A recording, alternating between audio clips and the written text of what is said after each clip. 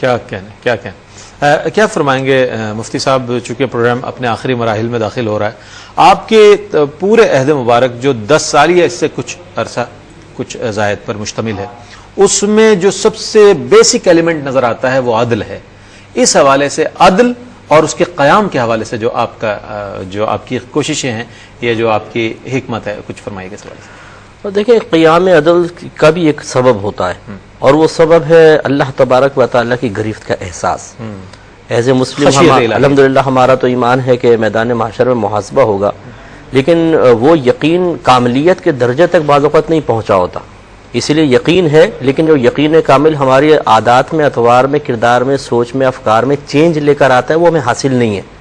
یہ وہ بزرگان دین تھے کہ یقین بھی تھا اور کاملیت کے درجے تک بھی پہنچا ہوا تھا. یہی وجہ کہا جاتا ہے کہ کبھی اگر آپ جلال میں ہوتے اور کوئی اللہ تبارک و تعالیٰ کے عذاب کی آیت آپ کے سامنے پڑھ دیتا تو ایک دم آپ کا جلال ختم ہو جاتا تھا. اور ایک دفعہ تو روایت میں آتا ہے کہ آپ اونٹ پہ سوار تھے، کسی نے عذاب کی آیت پڑھ دی تو خوف خدا کے باعث آپ بے ہوش ہو کے زمین پہ تشریف لے آئے اور 1 مہینے تک بیمار رہے.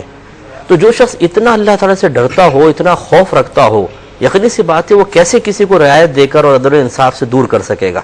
تو یہ سب سے بڑی وجہ یہی ہے. آج جیسے حضرت نے شاید فرمایا کہ ہمارے ہاں وہ چیز ہے ہی نہیں. خود احتسابی کا عمل تو ختم ہی ہو گیا. بالکل، خود احتسابی بھی خوف خدا کی وجہ سے ہوتی ہے نا. یہی عمر فاروق رضی اللہ تعالیٰ عنہ فرمایا کرتے تھے کہ اے لوگوں، اس سے پہلے کہ میدان معاشر میں تمہارا حساب و کتاب ہو تو دنیا میں اپنا محاسبہ کر لو. اور لوگوں نے خود یہ سنا کہ بعض اوقات رات میں آپ کے حجرے کی طرف سے گزرتے تھے تو آپ ایک کوڑا ہاتھ میں لے کر اپنے آپ کو مار رہے ہوتے تھے. فرما رہے ہوتے تھے کہ عمر بتا تو نے یہ کیوں کہا، تو نے ایسا کیوں کیا. اور فرماتے تھے کہ دن میں خلافت کعبہ میں مصروف ہوتا ہوں، رات کو اپنے اللہ کو راضی کرتا ہوں، تو میں کس وقت سو سکتا ہوں. آپ اندازہ کریں کہ اتنا جب ایک شخص اپنے اوپر جبر اور خود سختیاں کر رہا ہوگا تو لازم سی بات ہے کہ وہ باہر معاشرے میں خرابی پیدا نہیں ہونے دے گا. تو یہ سب سے بڑی چیز تھی خوف خدا، جس نے آپ کو عدل و انصاف کی طرف لے کر آئے. اب جیسے حضرت نے اشارہ فرمایا، اس پہ تھوڑا سا میں اور اضافہ کرتا ہوں کہ ایک مرتبہ آپ نے سارے گورنر سے کہا اپنے مال کا، جتنا بھی مال ہے تمہارے پاس مجھے بتاؤ کیا کیا ہے. جب آپ نے دیکھا تو تھوڑا سا زیادہ محسوس ہوا تو آدھا مال بیت المال میں جمع کرنے کا حکم دیا. کیا بات. اور جہاں بھی آپ کسی کا تقرر فرماتے تھے پہلے اثاثے یہاں پر لکھواؤ کہ کتنے اثاثے کے مالک ہو. جیسے ہمارے یہاں اثاثوں کا مطالبہ ہوتا ہے نا آج کل، تو یہ بھیجا نہیں ہے، بالکل صحیح ہے، تاکہ پتہ چلے کہ آگے کون کتنی چالاکیاں کر رہا ہے. تو اتنا جب سخت احتساب ہوگا لازم سی بات ہے کہ پھر آگے ویسے ہی ہوگا. اور آپ بعض اوقات اپنے بازار چلے جاتے تھے اور ایک درہ ہاتھ میں رکھتے تھے اور فرماتے تھے کہ جو بیع کے مسائل نہیں جانتا وہ ہمارے بازار کے قریب بھی نہ آئے. دیکھیں یہ بھی ایک عدل قائم کرنے کا ایک طریقہ ہے.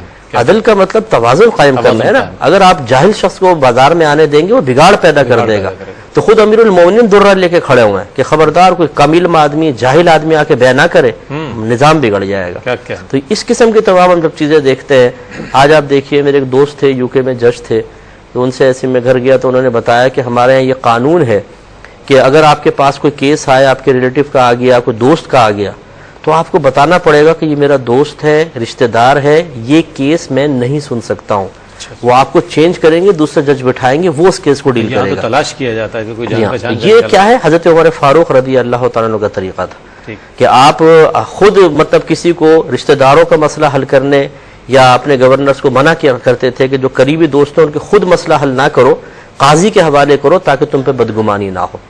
یہ وہ برکات تھی ان حکمت عملی کی، پریکٹیکلی طور پہ ان کاموں کو کر کے دکھانے کی، کہ آج الحمدللہ ان کی مثالیں دی جاتی ہیں.